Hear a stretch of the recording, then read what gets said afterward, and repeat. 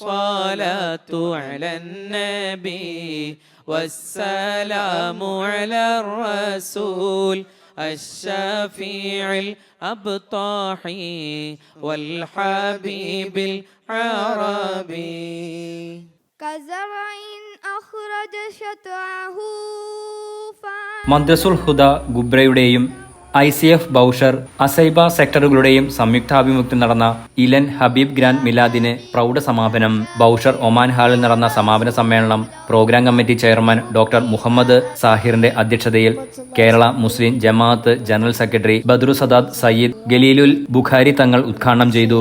Doctor Junaid Jauhari Azhari Kollam മുഖ്യപ്രഭാഷണം നടത്തി. ഹാഫിർ ജാബിർ സഹാഫി ബുർദ ആസ്വാദനത്തിന് നേതൃത്വം നൽകി.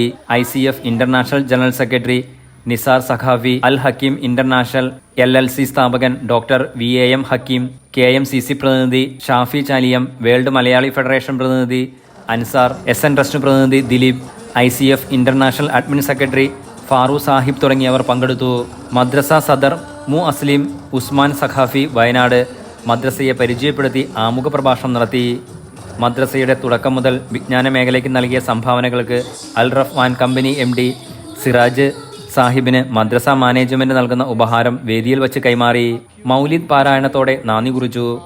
തുടർന്ന് ദഫുകൾ, സ്കൗട്ട്, ഖലാഫി, PPT പ്രസന്റേഷൻ തുടങ്ങി വിദ്യാർത്ഥികളുടെ വൈവിധ്യങ്ങളായ കലാപരിപാടികൾക്ക് സദസ്സ് സാക്ഷിയായി.